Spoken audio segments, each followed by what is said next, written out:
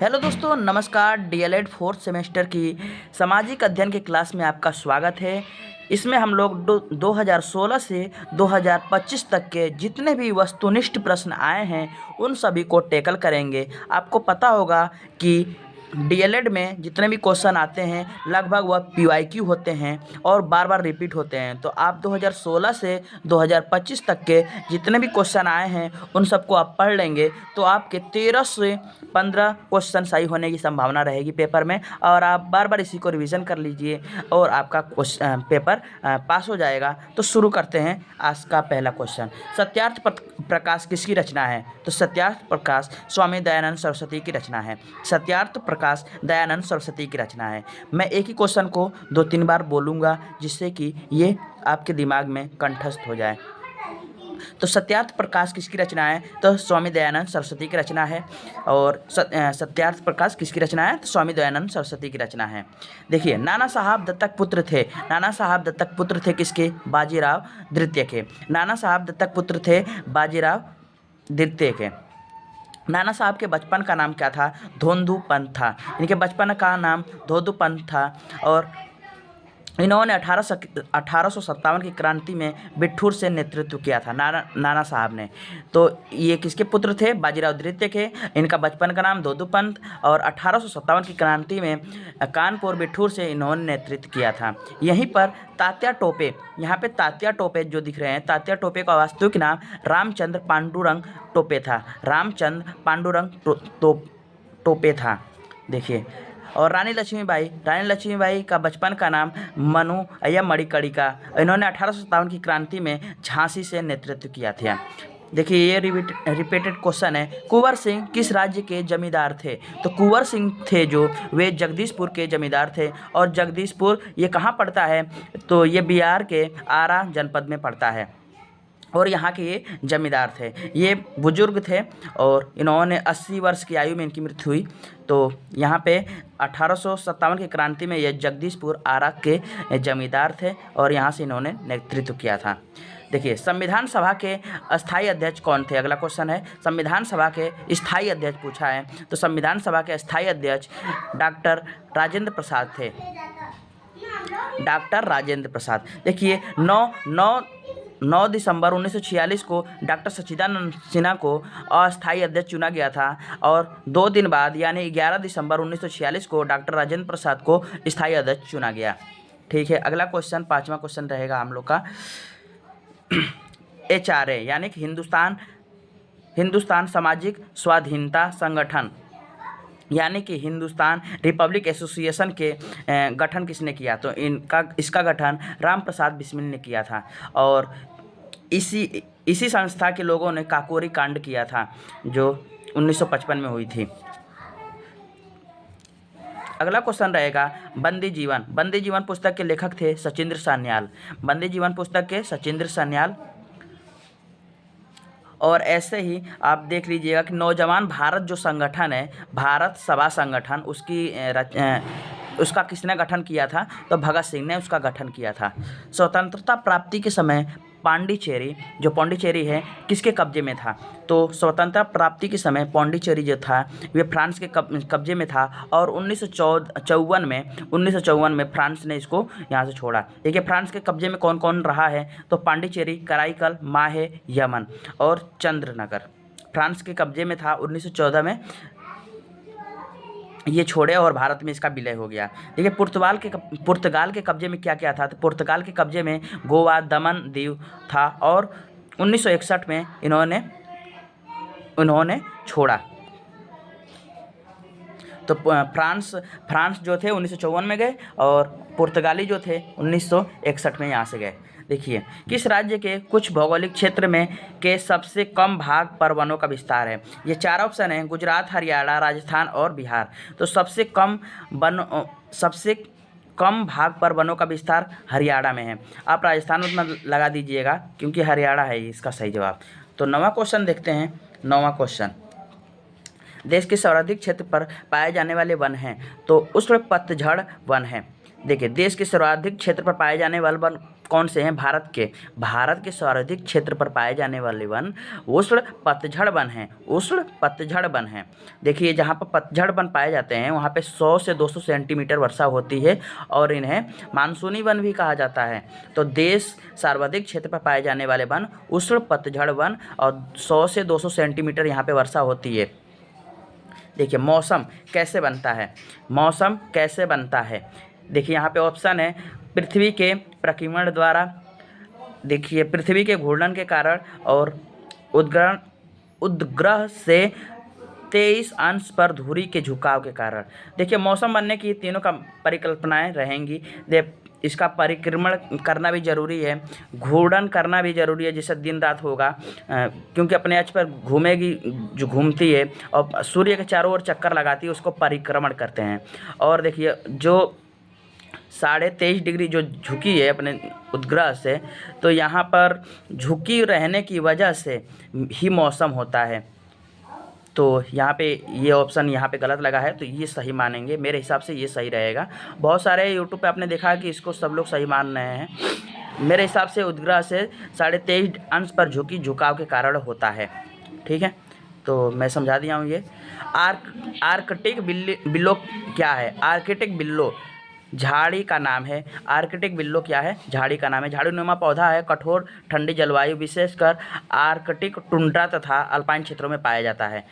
तो ये कहाँ पर पाया जाता है? आर्कटिक बिल्लो झाड़ीनुमा पौधा है जो कि आर्कटिक टुंड्रा और अल्पाइन क्षेत्रों में पाया जाता है। देखिए सीसी नाम है, सीसी नाम है एक प्रकार की मक्खी का, और यह अफ्रीका में पाई जाती है। इसके काटने से निद्रा रोग होती है, इसके काटने से निद्रा रोग हो जाती है जो ट्रिपैनोसोमा ब्रूसी नामक परजीवी के कारण होता है। ट्रिपैनोसोमा ब्रूसी नामक परजीवी के कारण होता है। ठीक है, 13वां क्वेश्चन देखिए, मलेरिया की दवा कुनैन बनाई जाती है? मदार के पत्तों से, भांग के पत्तों से, नीम के छाल से, और यहाँ पे ऑप्शन है सिनकोना वृक्ष की छाल से। तो जो मलेरिया की दवा है सिनकोना वृक्ष की छाल से बनाई जाती है, और जो मलेरिया है वे मादा एनफ्लीज मच्छर के काटने से होता है। 14वां क्वेश्चन रहेगा, पंचशील सिद्धांतों में सबसे महत्वपूर्ण है, सिद्धांतों में सबसे महत्वपूर्ण है तो प्रादेशिक अखंडता, संप्रभुता और पारस्परिक समानता, अनाक्रामक और अहस्तक्षेप, और शांतिपूर्ण सह अस्तित्व तथा समानता और पारंपरिक कार्य। तो सबसे अच्छा इसमें से ऑप्शन रहेगा शांतिपूर्ण सह अस्तित्व तथा समानता और पारस्परिक कार्य। देखिए जो क्वेश्चन समझ में आ रहा है आप उसको रट लीजिए। अब इसको मैं समझाने जाऊंगा तो थोड़ा टाइम लगेगा। अखंडता यानी कि जहाँ पे हम लोग पूरा भारत का क्षेत्रफल फैला हुआ है। संप्रभु यानी कि जो देश लोकतांत्रिक है अपने देश के आंतरिक और बाह्य कार्यों का निर्णय स्वयं ले सकता है, उसे संप्रभुता कहते हैं। और अनाक्रामकता यानी कि एक दूसरे के ऊपर आक्रमण नहीं करेंगे। हस्तक्षेप यानी कि हस्तक्षेप नहीं करेंगे एक दूसरे के बीच में। और तो सबसे प्रोपेग्रेट जो आंसर होगा इसका यही होगा, शांतिपूर्ण सह अस्तित्व तथा समानता का पारस्परिक कार्य। और यह भारत और चीन के बीच में हुआ था। पंचशील सिद्धांत 1954 में हुआ था। इसमें कहा गया था कि संप्रभुता, क्षेत्रीय अखंडता, आंतरिक हस्तक्षेप, अनाक्रामक जैसी शांतिपूर्ण मुद्दों पर समझौता हुआ था। देखिए राष्ट्र संघ और संयुक्त संघ में क्या भिन्नता है? तो सदस्यों की भिन्नता है। दोनों जो संगठन है ये शांति स्थापित करने के लिए बनाए गए थे। संयुक्त संघ की स्थापना 10 जनवरी 1920 को हुआ था, और संयुक्त राष्ट्र संघ की स्थापना 24 अक्टूबर 1945 को हुआ था। तो ये हमने 2016 के क्वेश्चन कंप्लीट किए।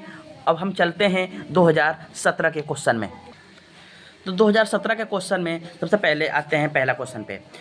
तो किस तिथि को मंगल पांडे को फांसी दी गई? तो किस तिथि को मंगल पांडे को फांसी दी गई? तो 8 अप्रैल 1857 को मंगल पांडे को फांसी दी गई। 8 अप्रैल 1857 को मंगल पांडे को फांसी दी गई। 8 अप्रैल 1857 को बैरकपुर पश्चिम बंगाल के लाल बाग मैदान में दी गई थी। ठीक है, मंगल पांडे ने 29 मार्च 1857 को बैरकपुर में अंग्रेज अधिकारियों सर्जेंट मेजर और लेफ्टिनेंट बाग को गोली चलाई और दोनों को मार दिया था। तब इसके उपलक्ष्य में इनको 8 अप्रैल 1857 को फांसी दे दी गई थी। ठीक है, देखिए भारत छोड़ो आंदोलन प्रारंभ हुआ। तो भारत छोड़ो आंदोलन प्रारंभ हुआ 1942 को प्रारंभ हुआ। 8 अगस्त 1942 को महात्मा गांधी के नेतृत्व में ग्वालियर टैंक मैदान से मुंबई से यह प्रारंभ हुआ। इसमें गांधी जी ने करो या मरो का नारा दिया। और शाही नौसेना विद्रोह, देखिए शाही नौसेना विद्रोह 1946 को मुंबई में शुरू हुआ। देखिए 1930 में सविनय अवज्ञा आंदोलन चलाया गया और यहाँ पे दांडी मार्च भी प्रारंभ हुआ था। ठीक है, हम लोग को बस ये वन लाइनर क्वेश्चन याद करना है। भारत छोड़ो आंदोलन कब प्रारंभ हुआ? तो 1942 में प्रारंभ हुआ।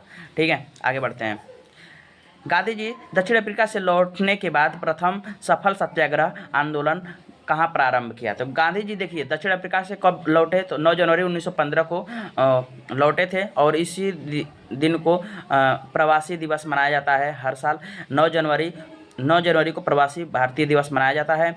और जब दक्षिण अफ्रीका से भारत लौटे तो सबसे पहले उन्होंने चंपारण में आंदोलन किया और यहाँ पे प्रथम सफल सत्याग्रह आंदोलन था। चंपारण के बिहार में किसानों के समर्थन में, जहाँ पे नील की खेती हो रही थी, उन्हीं के समर्थन में इन्होंने किया था। तो गांधी जी का पहला सफल सत्याग्रह आंदोलन कौन सा था? तो चंपारण, जो 1917 में हुआ था। अगला क्वेश्चन हम लोग का रहेगा, थियोसॉफिकल सोसाइटी में से किससे विशेष संबंध रहा है? थियोसॉफिकल सोसाइटी का निम्न में से किससे विशेष संबंध रहा है? तो थियोसॉफिकल जो सोसाइटी थी होम रूल से संबंधित थी, होम रूल से।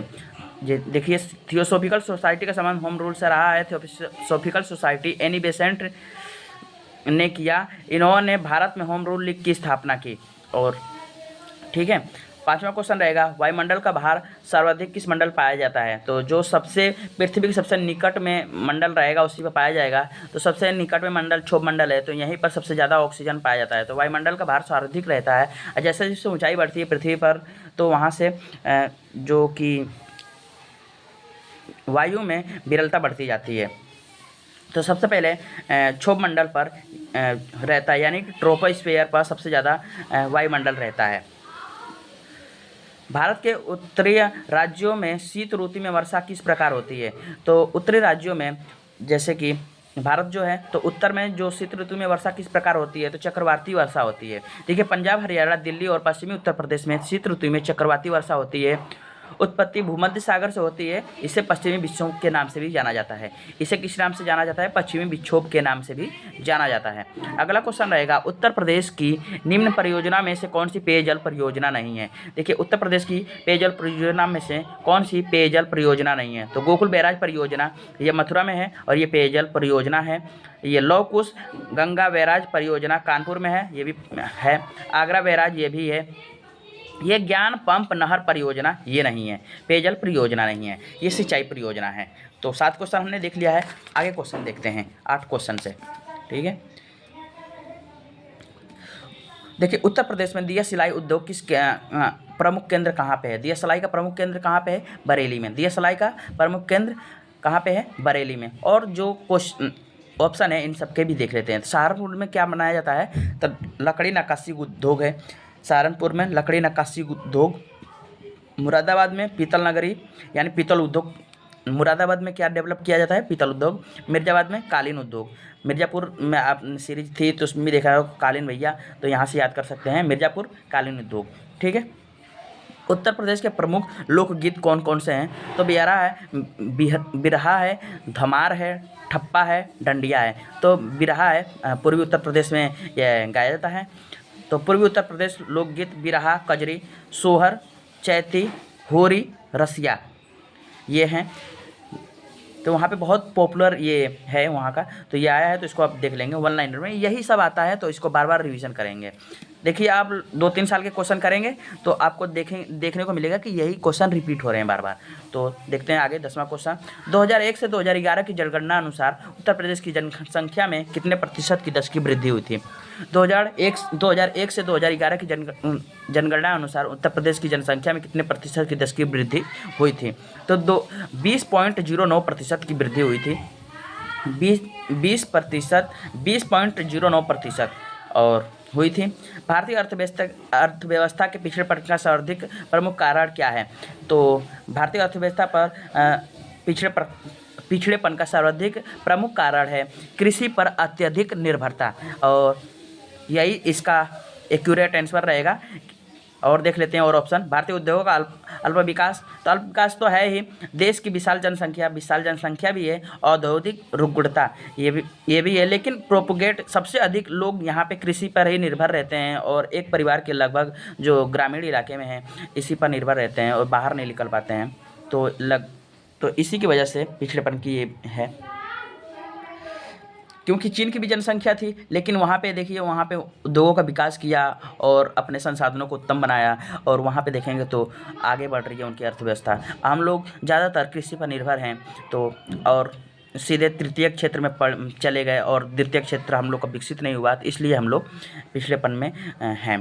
तो इसका डेवलपमेंट द्वितीय क्षेत्र को सुचारू रूप से आगे बढ़ाने के लिए हमारे पास उत्तम साधन करने पड़ेंगे हम लोगों को अपने अर्थव्यवस्था को आगे बढ़ाने के लिए।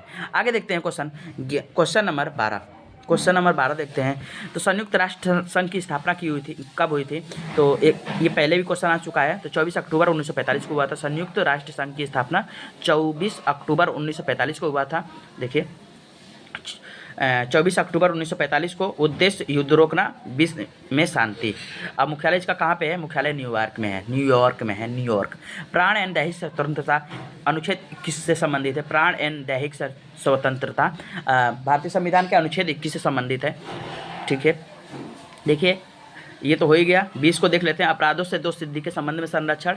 15 अंतःकरण और धर्म को अबाध रूप से मानने, आचरण और प्रचार करने की स्वतंत्रता। भारत में आप रह रहे हैं तो अनुच्छेद 25 के तहत आप किसी भी धर्म को मान सकते हैं, उसके नियम कानून को आप अपना सकते हैं और अपने आचरण का प्रचार प्रसार कर सकते हैं।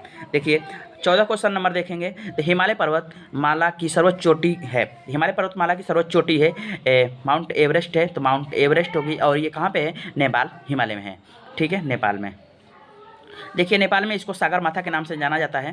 सागर माथा के नाम से जाना जाता है। और ये देखिए K2 जो ऑप्शन में था, K2 गॉडविन ऑस्टिन भारत की सर्वोच्च चोटी है, जो कि 8611 मीटर है, और यह लद्दाख के काराकोरम रेंज में पाई जाती है। तो ये 14 क्वेश्चन था। 15वां क्वेश्चन, कौन सा तत्व किसी भी स्थान की जलवायु को प्रभावित नहीं करता है? तो पर्वतों की स्थिति, भूमध्य रेखा से दूरी, प्राकृतिक वनस्पति और खनिज संपदा। तो कौन सा उससे जलवायु को प्रभावित नहीं करता है? तो खनिज संपदा जलवायु को प्रभावित नहीं करती है। तो हमने 2017 के भी क्वेश्चन पूरे कर लिए। अब 2018 के क्वेश्चन देखते हैं। 2018 का क्वेश्चन पेपर में पहला क्वेश्चन रहेगा, लखनऊ में किस महिला अभिनेत्री ने क्रांतिकारियों का नेतृत्व किया था 1857 की क्रांति में? तो बेगम हजरत महल ने 1857 की क्रांति में लखनऊ से नेतृत्व किया था बेगम हजरत महल ने। ठीक है, आगे बढ़ते हैं। राजा कुंवर सिंह कहाँ से थे? तो जगदीशपुर, और ये कहाँ पड़ता है? तो बिहार, आरा। हमने आगे भी क्वेश्चन देख लिया है। देखिए स्वामी दयानंद सरस्वती ने आर्य समाज की स्थापना कब की? तो ये क्वेश्चन आया है, तो इसको देख लेते हैं। स्वामी दयानंद सरस्वती ने आर्य समाज की स्थापना 1875 में की थी, और इसमें कहा था वेदों की ओर लौटो। इनका नारा क्या था? वेदों की ओर लौटो। आर्य समाज की स्थापना 1875 में हुई थी। देखिए सत्यार्थ प्रकाश 2-3 बार क्वेश्चन आ गया, हम ये देख रहे हैं रिपीटेड हो रहा है। सत्यार्थ प्रकाश किसकी रचना है? तो स्वामी दयानंद सरस्वती की रचना है। स्वामी दयानंद सरस्वती की रचना है। और आगे देखते हैं। साइमन कमीशन ने अपनी रिपोर्ट कब प्रस्तुत की? तो साइमन कमीशन ने अपनी रिपोर्ट 1930 में प्रस्तुत की। देखिए साइमन कमीशन का गठन हुआ था 1927 में। कब गठन हुआ? 1927 में। और भारत इसका आगमन हुआ 1928 में। और 1930 में इसने अपनी रिपोर्ट प्रस्तुत की, और 1935 में ही इसी के आधार पर, साइमन कमीशन के आधार पर ही, और 1965 का शासन अधिनियम आया था। 1935 का शासन अधिनियम तैयार हुआ। राष्ट्र मेरा धर्म है, जन सेवा मेरी पूजा। ये किसका कथन है? राष्ट्र मेरा धर्म है, जन सेवा मेरी पूजा। सेवा मेरी पूजा। तो लाला लाजपत राय ने कहा था, राष्ट्र मेरा धर्म है, जन सेवा मेरी पूजा। ठीक है, देशबंधु कहे जाते हैं। तो देशबंधु चित्तरंजन दास को कहा जाता है।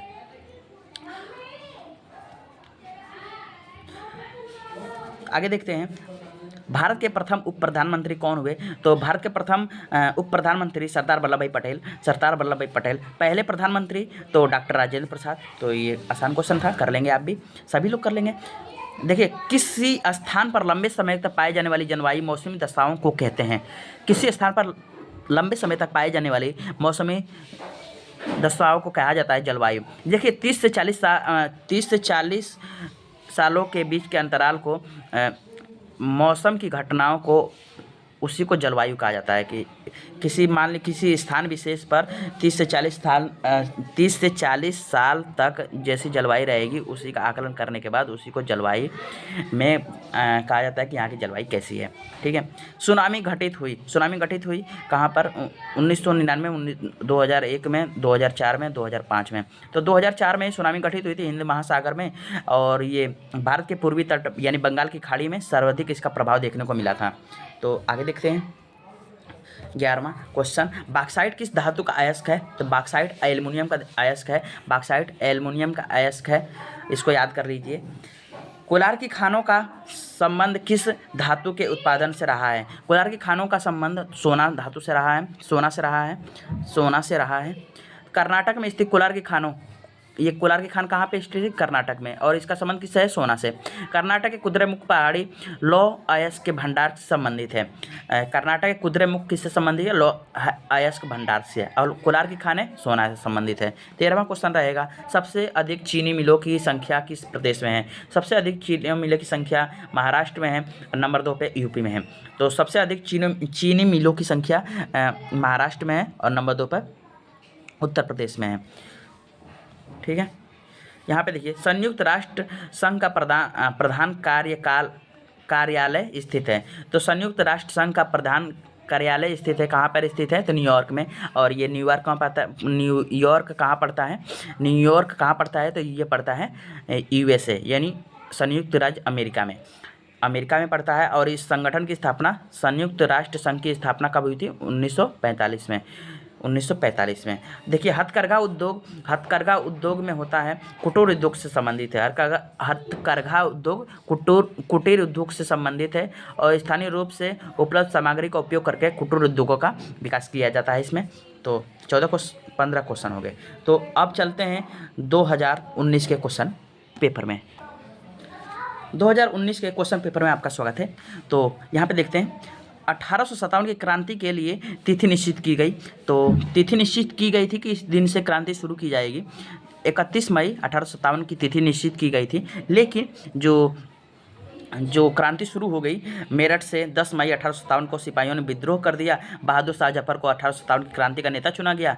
लखनऊ से बेगम हजरत महल ने इसका नेतृत्व किया। ये PYQ क्वेश्चन हमने देखा था। देखिए ये नया क्वेश्चन आया। तो ब्रह्म समाज की स्थापना किसने की है? तो ब्रह्म समाज की स्थापना RRR यानी राजा राम मोहन राय।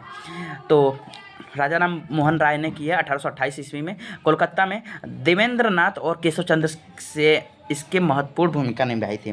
तो ब्रह्म समाज की स्थापना किसने की? तो राजा राम मोहन राय ने 1828 में किया, कोलकाता में किया था। और देवेंद्र नाथ और केशव चंद्र सेन ने इसके विस्तार में महत्वपूर्ण भूमिका निभाई।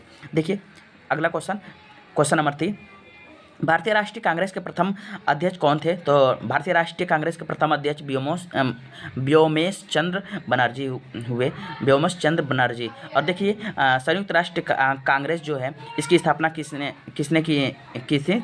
A.O. ह्यूम ने की थी, और इसके पहले अध्यक्ष व्योमेश चंद्र बनर्जी। और इस कांग्रेस की स्थापना कब हुई थी? 1885 में हुई थी। ठीक है, आगे देखते हैं चौरी चौरा कांड कब हुआ था? तो चौरी चौरा कांड गोरखपुर में हुआ, और 4 फरवरी 1922 को हुआ था। और इसके बाद ही गांधी जी ने असहयोग आंदोलन स्थगित कर दिया था, यानी कि वापस ले लिया था। तो चौरी चौरा कांड कब हुआ? तो गोरखपुर में हुआ 4 फरवरी 1922 को। ठीक है, यहाँ पे देखिए यहाँ पे असहयोग आंदोलन वापस ले लिया। और 9 अगस्त 1925 को लखनऊ में काकोरी रेल कांड हुआ था, इसको भी याद कर लेंगे। फॉरवर्ड ब्लॉक का गठन किसने किया था? फॉरवर्ड ब्लॉक का गठन किसने किया था? तो सुभाष चंद्र बोस जी ने किया था। फॉरवर्ड ब्लॉक की गठन सुभाष चंद्र बोस जी ने किया था 1939 में। तो फॉरवर्ड ब्लॉक का गठन नेताजी सुभाष चंद्र बोस जी ने 1939 में किया था। देखिए धन निष्कासन सिद्धांत प्रतिपादित किया किसने? इन्होंने थ्योरी दी थी, धन निष्कासन सिद्धांत की थ्योरी किसने दी थी? तो दादा भाई नौरोजी ने ही इसका धन निष्कासन सिद्धांत की थ्योरी दी थी, दादा भाई नौरोजी। धन निष्कासन सिद्धांत किससे संबंधित है? दादा भाई नौरोजी से।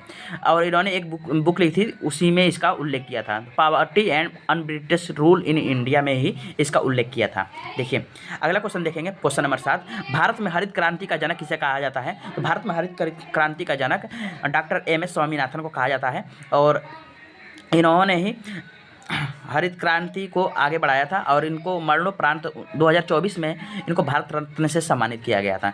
देखिए विश्व स्तर पर हरित क्रांति के जनक किसको कहा जाता है? तो विश्व स्तर पर हरित क्रांति के जनक नॉर्मन बोरलॉग को कहा जाता है। अब भारत के हरित क्रांति के जनक किसको कहा जाता है? तो डॉक्टर एम एस स्वामीनाथन को कहा जाता है। ठीक है, अगला क्वेश्चन देखते हैं, क्वेश्चन नंबर 8।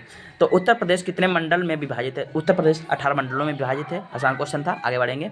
निम्नलिखित में से कौन सी खरीफ की फसल है? खरीफ की फसल इसमें से मूंग है। देखिए खरीफ की फसल कौन सी है? आसान क्वेश्चन है ये भी। तो खरीफ की फसलें वह फसलें हैं जिसे मानसून के मौसम जून जुलाई में बोया जाता है और सितंबर अक्टूबर में काटा जाता है। तो मूंग की फसल खरीफ है, मूंग खरीफ की फसल है, जबकि चना मटर और सरसों रबी की फसल है। अगला क्वेश्चन देखते हैं, क्वेश्चन नंबर 10। चारकुला प्रमुख नृत्य है, तो ये किस क्षेत्र में पाया जाता है? तो ब्रिज क्षेत्र में पाया जाता है। चारकुला कहाँ का नृत्य है? ब्रिज क्षेत्र, ब्रिज भूमि में चारकुला कहाँ का नृत्य? ब्रिज भूमि क्षेत्र से है। बुंदेलखंड का प्रमुख नृत्य है राई। बुंदेलखंड का प्रमुख नृत्य राई। पूर्वांचल का धोबिया, नटवरी, और अवध का फरवाही। अवध का फरवाही। देखिए अगला क्वेश्चन रहेगा, कहेगा परमाणु ऊर्जा उत्पादन केंद्र भारत में किस राज्य में उपस्थित है? कहेगा कर्नाटक। क से कर्नाटक। देखिए कहेगा परमाणु ऊर्जा उत्पादन केंद्र कहाँ पर स्थित है भारत में? तो कर्नाटक राज्य में स्थित है। ठीक है। ऐसी और भी परमाणु ऊर्जा संयंत्र केंद्र हैं, उसको देख लेते हैं। कुड्डनकुलम और कल्पक्कम तमिलनाडु में, काकरापार गुजरात में, तारापुर महाराष्ट्र में, रावतभाटा राजस्थान में, नरौरा बुलंदशहर के उत्तर प्रदेश में स्थित है। और देखिए अगला क्वेश्चन नंबर 12। विश्व पर्यावरण दिवस मनाया जाता है, तो 5 जून को मनाया जाता है। तो ये भी क्वेश्चन बहुत आसान था। तो देखिए यहाँ पर याद रखने की चीज़ें हैं। 16 सितंबर को मनाया जाता है ओजोन दिवस। 16 सितंबर को ओजोन दिवस। और 22 मार्च को मनाया जाता है। 22 मार्च को क्या मनाया जाता है? विश्व जल दिवस। और 22 मई को विश्व जैव विविधता दिवस मनाया जाता है। विश्व जैव विविधता दिवस मनाया जाता है। देखिए क्वेश्चन नंबर 13। 2011 की जनगणना के अनुसार उत्तर प्रदेश का सर्वाधिक साक्षरता वाला जिला कौन सा है? तो सबसे साक्षर जिला है जो गौतम बुद्ध नगर है। तो बी ऑप्शन सही होगा, गौतम बुद्ध नगर। और यहाँ की साक्षरता दर 80.7% है। और उत्तर प्रदेश का सबसे न्यूनतम साक्षर जिला कौन सा है? तो श्रावस्ती है। क्वेश्चन नंबर 14 देखेंगे। तो भारत का सबसे लंबा राष्ट्रीय राजमार्ग कौन सा है? तो NH-44 है, NH-44। तो भारत का सबसे लंबा राष्ट्रीय राजमार्ग कौन सा है? तो राष्ट्रीय राजमार्ग NH-44। और जो ये श्रीनगर से कन्याकुमारी तक जाता है, इसकी लंबाई कितनी है? 3745 किलोमीटर है। देखिए लास्ट क्वेश्चन 15। योजना आयोग के स्थान पर नीति आयोग की स्थापना कब की गई थी? तो योजना आयोग के स्थान पर नीति आयोग की स्थापना 2015 में की गई थी। नीति आयोग की स्थापना 1 जनवरी 2015 को की गई थी। और देखिए योजना आयोग की स्थापना 15 मार्च 1950 को की गई थी। अब चलते हैं 2020 के क्वेश्चन पेपर में। 2020 का क्वेश्चन पेपर देखेंगे। पहला क्वेश्चन, सत्यार्थ प्रकाश किसकी रचना है? तो स्वामी दयानंद सरस्वती की। PY को क्वेश्चन है, देख रहे हैं रिपीट हो रहा है, तो इसको बार बार पढ़ना है। सत्यार्थ प्रकाश स्वामी दयानंद सरस्वती की। और 1875 में इसकी रचना हुई थी। जलियांवाला बाग हत्याकांड किसने करवाया? तो जनरल डायर ने करवाया था। जलियांवाला बाग हत्याकांड जनरल डायर ने करवाया था। 13 अप्रैल 1919 को करवाया था। रॉलेट एक्ट के विरोध में हुआ था, जिसमें सैफुद्दीन किचलू और सतपाल मलिक को गिरफ्तार कर लिया गया था। और शांतिपूर्ण तरीके से ये लोग धरना प्रदर्शन कर रहे थे, लेकिन जनरल डायर ने निहत्थी भीड़ पर गोलियां चलवा दी। 13 अप्रैल 1919 को। देखिए अगला क्वेश्चन रहेगा क्वेश्चन नंबर 3, भारत छोड़ो आंदोलन प्रारंभ हुआ, पीवाई को क्वेश्चन है, 1942 में हुआ था। और देखिए भारत छोड़ो आंदोलन 8 अगस्त 1942 को महात्मा गांधी ने मुंबई में अखिल भारतीय कांग्रेस कमेटी की अधिवेशन में शुरू किया। इसे अगस्त क्रांति के नाम से भी जाना जाता है। तो भारत छोड़ो आंदोलन को अगस्त क्रांति के नाम से भी जाना जाता है। देखिए उत्तर प्रदेश में उच्च न्यायालय स्थित है, उत्तर प्रदेश में उच्च न्यायालय स्थित है और ये प्रयागराज में स्थित है। और इसका खंडपीठ कहाँ पे है? तो इसका खंडपीठ कहाँ पे है? लखनऊ में है, लखनऊ में खंडपीठ है। और जो उत्तर प्रदेश की उच्च न्यायालय है इसकी स्थापना 1866 में हो गई थी आगरा में। और ये वर्तमान स्थिति प्रयागराज में है इसकी, यानी कि उत्तर प्रदेश में उच्च न्यायालय वर्तमान में प्रयागराज में स्थित है, लेकिन इसकी स्थापना 1866 में आगरा में हुई थी। ठीक है। देखिए उत्तर प्रदेश का मैनचेस्टर कहा जाता है, तो उत्तर प्रदेश का मैनचेस्टर कहा जाता है कानपुर को। किसको कहा जाता है? तो उत्तर प्रदेश का मैनचेस्टर कानपुर को कहा जाता है। अब भारत का मैनचेस्टर अहमदाबाद को, ये कहाँ पड़ता है? गुजरात में। ठीक है, कहाँ पड़ता है? गुजरात का। उत्तर प्रदेश का कहेगा तो कानपुर, भारत का कहेगा तो अहमदाबाद, और दक्षिण भारत का मैनचेस्टर कहेगा तो कोयम्बटूर। कोयम्बटूर। देखिए अशोक चक्र में तिलियां हैं, अशोक चक्र में कितनी तिलियां हैं? जो भारत का झंडा है उसमें आपको अशोक चक्र दिखेगा, तो उसमें कितनी तिलियां हैं? तो 24 तिलियां हैं। और 24 तिलियां हैं किसका प्रतीक दिखाती हैं? तो जीवन की गतिशीलता और मनुष्य के 24 गुणों को दर्शाती हैं। जीवन की गतिशीलता और मनुष्य के 24 गुणों को दर्शाती हैं, जिसमें आता है सत्य, न्याय, शांति आता है। अगला क्वेश्चन देखेंगे परमाणु के प्रदूषण के प्रकार। तो प्रदूषण के कौन कौन से प्रकार हैं? देखिए यहाँ पर क्या क्या ऑप्शन दिया है। वायु प्रदूषण, ध्वनि प्रदूषण, जल प्रदूषण। और तो ये सभी प्रदूषण के प्रकार हैं, तो उपयुक्त सभी हो जाएगा। ठीक है। देखिए HRA यानी कि हिंदुस्तान रिपब्लिक एसोसिएशन, ये PYQ क्वेश्चन है, हमने पीछे देखा है। तो हिंदुस्तान रिपब्लिक एसोसिएशन का गठन किसने किया था? तो रामप्रसाद बिस्मिल ने। HRA का गठन किसने किया? तो रामप्रसाद बिस्मिल ने। अगला क्वेश्चन नंबर 9 देखेंगे। 1857 की क्रांति का नेतृत्व लखनऊ में किसने किया था? देखिए PYQ क्वेश्चन कितनी बार रिपीट कर रहा है? बेगम हजरत महल ने। लखनऊ में किसने नेतृत्व किया 1857 की क्रांति में? तो बेगम हजरत महल ने किया है। आगे क्वेश्चन देखेंगे क्वेश्चन नंबर 10। ठीक है, देखिए क्वेश्चन नंबर 10, मनरेगा योजना किस सन में लागू की गई? तो मनरेगा योजना कब? मनरेगा योजना 2006 में लागू की गई थी। और ये कौन सा? महात्मा गांधी राष्ट्रीय ग्रामीण रोजगार गारंटी अधिनियम 2005, इसे फरवरी 2006 में पोचमपल्ली गांव तेलंगाना से लागू किया गया था। पोचमपल्ली गांव तेलंगाना से लागू किया था। और जो मनरेगा है इसका नाम बदल के VBG रामजी योजना कर दिया गया है। और इसमें 125 दिनों की रोजगार की गारंटी की योजना दी जा रही है। देखिए कर्मा लोक नृत्य स्थित है। कर्मा लोक नृत्य कहाँ का है? तो कर्मा लोक नृत्य सोनभद्र का है। कर्मा लोक नृत्य कहाँ का है? तो सोनभद्र कहाँ पड़ता है? सोनभद्र पड़ता है उत्तर प्रदेश में। सोनभद्र में कौन सी एक कंपनी है? हिंडाल्को कंपनी यहाँ पे आपको देखने को मिलेगी। तो यहाँ पे पूछा है कर्मा लोक नृत्य कहाँ का है? तो कर्मा लोक नृत्य सोनभद्र का है। देखिए सर्वाधिक जनसंख्या घनत्व वाला राज्य है, तो सर्वाधिक जनसंख्या घनत्व वाला राज्य बिहार है, जहाँ पर 1102 जनसंख्या घनत्व है। तो यहाँ पे सबसे आगे यही है। और सबसे कम जनसंख्या घनत्व वाला राज्य है, तो यहाँ पर 17 मिलेंगे आपको। देखिए हमारे राष्ट्रीय ध्वज का लंबाई और चौड़ाई का अनुपात कितना है? तो पहले लंबाई पूछा है और चौड़ाई। तो लंबाई 3:2, 3 लंबाई है और 2 चौड़ाई है। देखिए 22 जुलाई 1947 को और इसको अपनाया गया था राष्ट्रीय झंडे को, और इसकी लंबाई और चौड़ाई का अनुपात है 3:2। देखिए निम्नलिखित में से कौन सा नकदी फसल नहीं है? नकदी फसल नहीं है। तो यहाँ पे गेहूँ नकदी फसल नहीं है, और ये चाय, कपास, गन्ना नकदी फसल है। चाय, कपास, गन्ना नकदी फसल है। देखिए यहाँ पर लास्ट क्वेश्चन रहेगा 15वां क्वेश्चन। चौरी चौरा कांड कब हुआ था? चौरी चौरा कांड 5 फरवरी 1922 को हुआ था। चौरी चौरा कांड 5 फरवरी 1922 को हुआ था, और इसमें 22 पुलिसकर्मियों को जिंदा जला दिया गया था। भीड़ ने जला दिया। और यह घटना कहाँ घटी थी? तो गोरखपुर में घटी थी। तो 5 फरवरी 1922 को यह घटना घटी थी। अब चलते हैं अगला क्वेश्चन पेपर में, यानी कि हमने 2020 कंप्लीट कर लिया, तो 2000 चलते हैं 2021 में। 2021 में आ गए। तो 2021 में आ गए हैं, तो ये क्वेश्चन देखते हैं। तो प्रथम स्वाधीनता संग्राम के दौरान मुगल बादशाह बहादुर शाह जफर को हुमायूं के मकबरे से किस ब्रिटिश सेना नायक ने गिरफ्तार किया था? तो प्रथम स्वतंत्रता संग्राम हो रहा था, तो मुगल बादशाह बहादुर शाह जफर को नेता अपना घोषित कर दिया गया था। और इसको गिरफ्तार किसने किया था? तो हडसन ने ये बहादुर शाह जफर को गिरफ्तार किया था हुमायूं के मकबरे से।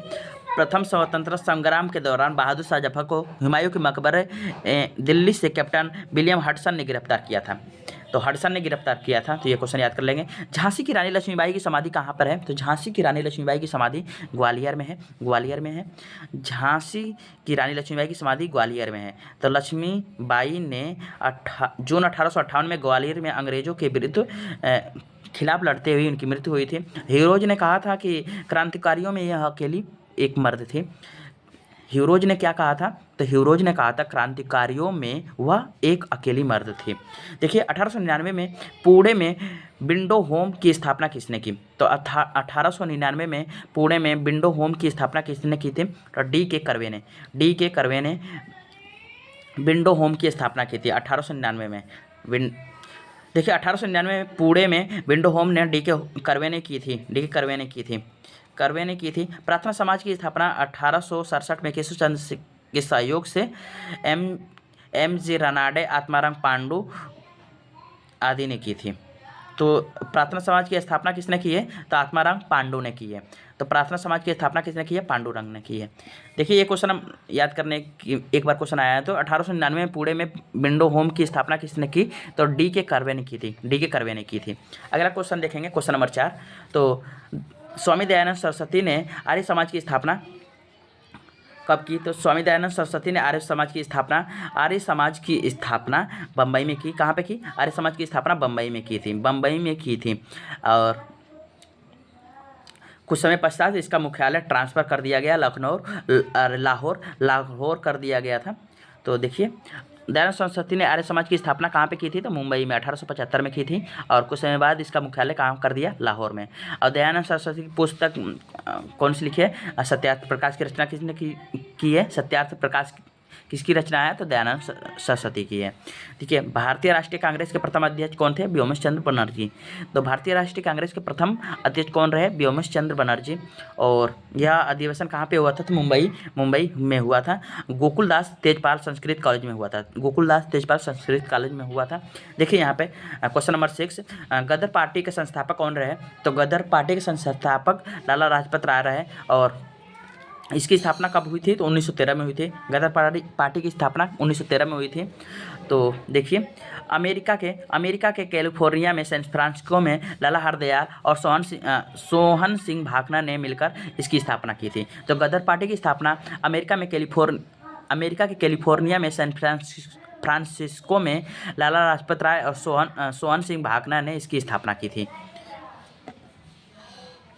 आगे देखते हैं।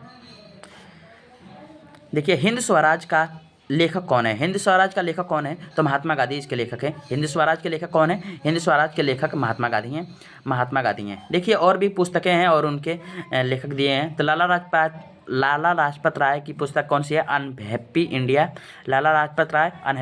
बाल गंगाधर तिलक गीता रहस्य।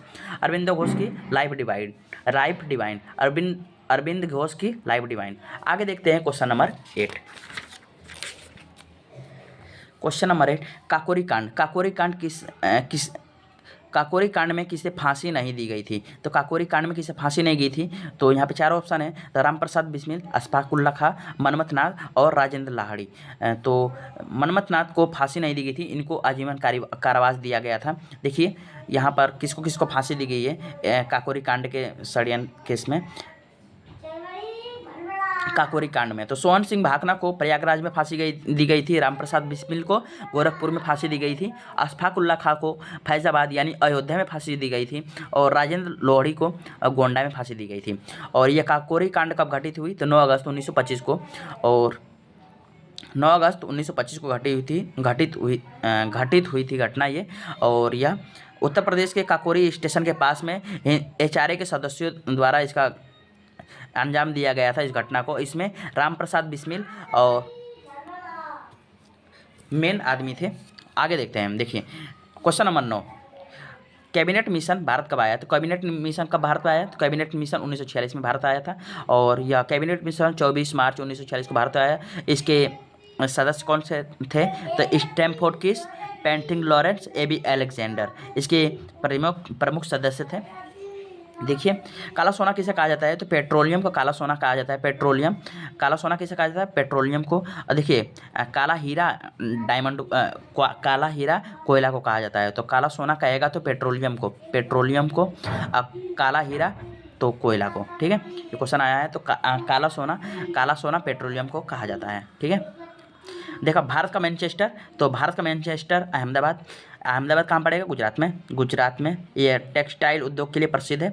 और उत्तर प्रदेश का मैनचेस्टर किसे कहा जाएगा? तो उत्तर प्रदेश का मैनचेस्टर किसे कहा जाता है? उत्तर प्रदेश का मैनचेस्टर कानपुर को कहा जाता है। और दक्षिण भारत का मैनचेस्टर कोयम्बटूर को कहा जाता है। ठीक है, ठीक है, आगे देखते हैं। क्वेश्चन नंबर 12, 2011 की जनगणना के अनुसार उत्तर प्रदेश का साक्षरता की दृष्टि से स्थान है, तो 29वां स्थान है। 29वां स्थान है। 2011 की जनगणना के अनुसार उत्तर प्रदेश के साक्षरता की दृष्टि से किस स्थान पर है? तो 29वें स्थान पर है। तो ठीक है, आगे देखते हैं। क्वेश्चन नंबर 13, भारत की सबसे प्रसिद्ध पर्वत श्रृंखला कौन सी है? तो सबसे प्राचीन, देखिए भारत की सबसे प्राचीन पर्वत श्रृंखला इसमें से कौन सी है? तो हिमालय दिया है, अरावली दिया है, पश्चिमी घाट दिया है, सतपुड़ा दिया है। तो सबसे इसमें पुरानी है अरावली। अरावली सबसे पुरानी है, यह बलित पर्वत है। ठीक है, तो ये क्वेश्चन 14 क्वेश्चन पे चलते हैं। भारत में कुपोषण का स्तर मापने के लिए कितने वर्ष तक बच्चों को लिया जाता है? तो कुपोषण का स्तर मापने के लिए भारत में 0 से 5 वर्ष के बच्चों को लिया जाता है इसमें। और इसमें देखिए क्वेश्चन नंबर 15 देखेंगे। संयुक्त राष्ट्र संघ की स्थापना, यूनिफेम का मुख्य कार्य क्या है? संयुक्त राष्ट्र संघ की संस्था, देखिए संयुक्त राष्ट्र जो संघ है उसकी एक संस्था है यूनिफेम है, और इसका गठन 2010 में हुआ। और इसका मुख्य कार्य क्या है? महिला सशक्तिकरण और लैंगिक समानता को बढ़ावा देना है। लैंगिक समानता को बढ़ावा देना है। ठीक है, तो यूनिफेम का मुख्य कार्य क्या है? महिला सशक्तिकरण और लैंगिक समानता को बढ़ावा देना है। अब चलते हैं 2022 के क्वेश्चन पेपर में। क्वेश्चन पेपर 2022 का आ गया, तो यहाँ पे देखते हैं। सबसे पहला क्वेश्चन, प्रार्थना समाज के संस्थापक कौन हुए? तो आत्माराम पांडुरंग हुए। आत्माराम पांडुरंग, और इसकी स्थापना कहाँ पे हुई थी? तो बम्बई में इसकी स्थापना हुई थी 1867 में। 1867 में पांडुरंग ने प्रार्थना समाज की स्थापना की थी। देखिए साइमन कमीशन ने अपनी रिपोर्ट कब प्रस्तुत की? तो साइमन कमीशन ने अपनी रिपोर्ट 1930 में प्रस्तुत की। 1930 में अपनी रिपोर्ट प्रस्तुत की।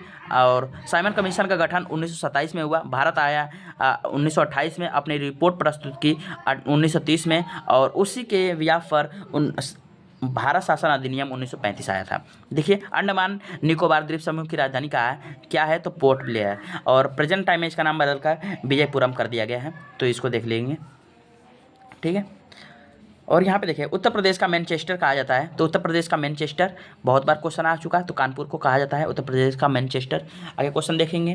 क्वेश्चन नंबर 5, हेमेटाइट का संबंध खनिज से है? तो लौह अयस्क से है इसका संबंध। हेमेटाइट का संबंध किससे है? तो लौह अयस्क से है इसका संबंध।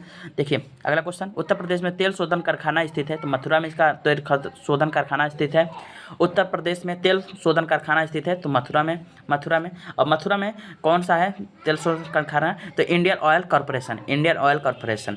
तो मथुरा रिफाइनरी से बड़ी मात्रा में सल्फर डाइऑक्साइड निकलती है, जो अम्लवलसा के कारण ताजमहल का रंग पीला पड़ रहा है। इसी कारण तो सल्फर डाइऑक्साइड के कारण ताजमहल का रंग पीला पड़ रहा है। देखिए क्वेश्चन नंबर 7 देखें। संविधान सभा के स्थायी सदस्य कौन थे? तो स्थायी सदस्य कौन थे? तो इसमें डॉक्टर राजेंद्र प्रसाद हैं जो स्थायी सदस्य चुने गए, अध्यक्ष चुने गए थे। यहाँ पे सदस्य लिखा है। तो संविधान सभा के अस्थायी अध्यक्ष कौन चुने गए?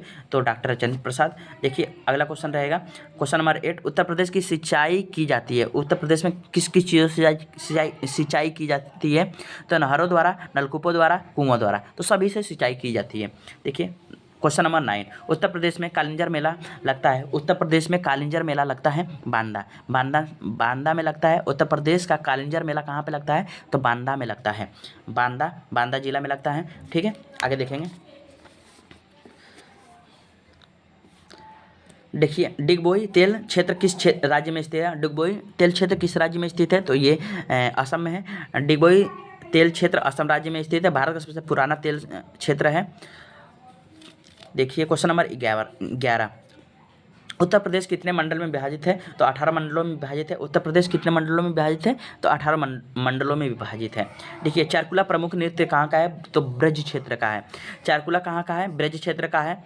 और यह होली के तीसरे दिन मनाया जाता है। बुंदेलखंड के लोक नृत्य हैं लाई, राई, ढिमरई, ढिमरैया, अहिर।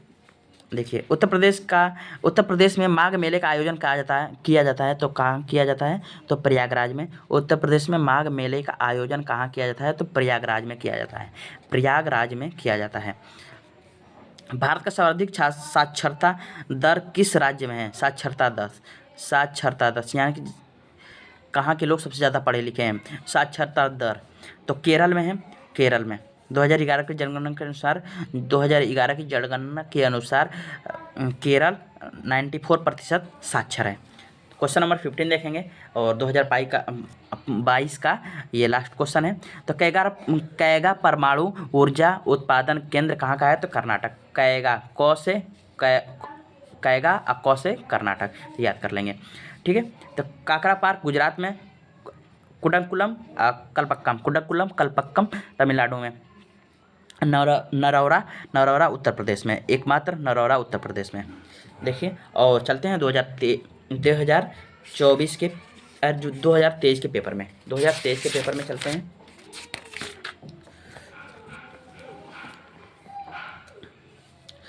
देखिए आत्माराम पांडुरंग ने किसकी स्थापना की थी? कौन से तो प्रार्थना समाज की स्थापना की थी आत्माराम पांडुरंग ने 1867 में। ब्रह्म समाज की स्थापना किसने की है? तो ब्रह्म समाज की राजा राम मोहन राय ने। दिल्ली चलो का नारा किसने दिया है? दिल्ली चलो का नारा सुभाष चंद्र बोस जी ने दिल्ली चलो का नारा दिया है। 1943 में सिंगापुर में भारतीय राष्ट्रीय कांग्रेस सेना को संबोधित करते हुए इन्होंने नारा दिया था। क्या दिया था? कि तुम मुझे खून दो मैं तुम्हें आज़ादी दूंगा। देखिए आगे चलते हैं। देखिए दिल्ली चलो का नारा नेताजी सुभाष चंद्र बोस जी ने 1943 में सिंगापुर में भारतीय राष्ट्रीय सेना को संबोधित करते हुए दिया। जबकि तुम मुझे खून दो मैं तुम्हें आज़ादी दूंगा का नारा 1944 में बोस जी ने म्यांमार में दिया था। तो ये जो दिल्ली चलो का नारा है इसको सिंगापुर में दिया गया है नेताजी सुभाष चंद्र बोस जी के द्वारा। ठीक है। स्वराज मेरा जन्मसिद्ध अधिकार है और इसे मैं लेकर रहूँगा, ये किसने कहा है? तो बाल गंगाधर तिलक ने। स्वराज मेरा जन्मसिद्ध अधिकार है और मैं इसे लेकर रहूँगा, बाल गंगाधर तिलक। देखिए 1950 से पूर्व होलकर राज्य की राजधानी थी। होलकरों की राजधानी क्या थी?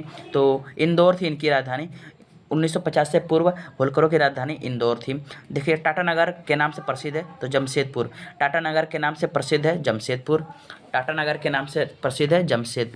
देखिए टाटा नगर जमशेदपुर। संस्थापक कौन हुए? तो जमशेद जी सुसरवान जी टाटा और झारखंड में स्थित है। 1911 में स्टील कंपनी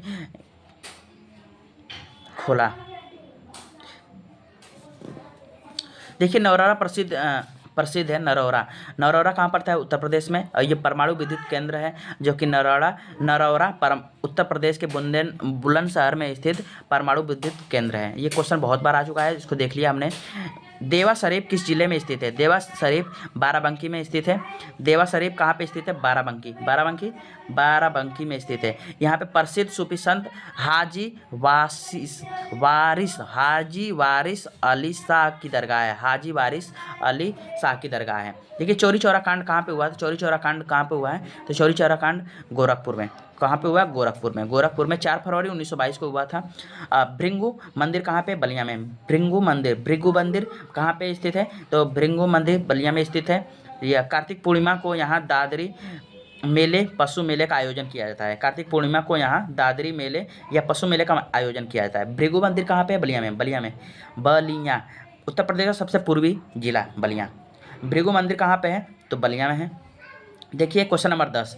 तो देखिए क्वेश्चन नंबर 10, भारतीय राष्ट्रीय कांग्रेस का प्रथम अध्यक्ष कौन था? तो व्योमेश चंद्र बनर्जी। व्योमेश चंद्र बनर्जी प्रथम कांग्रेस का प्रथम अध्यक्ष कौन रहे? तो व्योमेश चंद्र बनर्जी। फॉरवर्ड ब्लॉक की गठन किसने किया था? सुभाष चंद्र बोस जी ने किया था 1939 में। फॉरवर्ड ब्लॉक का गठन किसने किया था? तो सुभाष चंद्र बोस जी ने 1939 में किया था। देखिए उत्तर प्रदेश में कितने मंडलों में विभाजित किया गया है? तो उत्तर प्रदेश को 18 मंडलों में विभाजित किया गया है। क्वेश्चन नंबर 13 देखेंगे, भारत में हरित क्रांति का जनक किसे कहा जाता है? तो डॉक्टर एम.एस. स्वामीनाथन को कहा जाता है हरित क्रांति का जनक। देखिए इनको मरणोपरांत 2024 में भारत रत्न से सम्मानित किया गया। देखिए question number 14, uranium Uttar Pradesh के किस जिले में पाया जाता है? तो यूरेनियम जो है उत्तर प्रदेश के ललितपुर में पाया जाता है। ललितपुर में पाया जाता है। देखिए क्वेश्चन नंबर 15 देखेंगे, बुक्सा जनजाति उत्तर प्रदेश के किस जनपद में निवास करती है? बुक्सा जनजाति उत्तर प्रदेश के बिजनौर जिले में निवास करती है। बुक्सा जनजाति उत्तर प्रदेश के बिजनौर जिले में निवास करती है। तो 2023 का सभी क्वेश्चन पेपर कंप्लीट हो गया। तो अब 2024 में पेपर का नहीं कराया गया था, तो सीधे चलते हैं 2025 के क्वेश्चन पेपर में।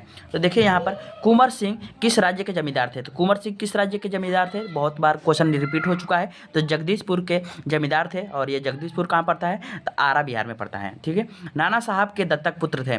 नाना साहब बाजीराव द्वितीय के दत्तक पुत्र थे। ठीक है। और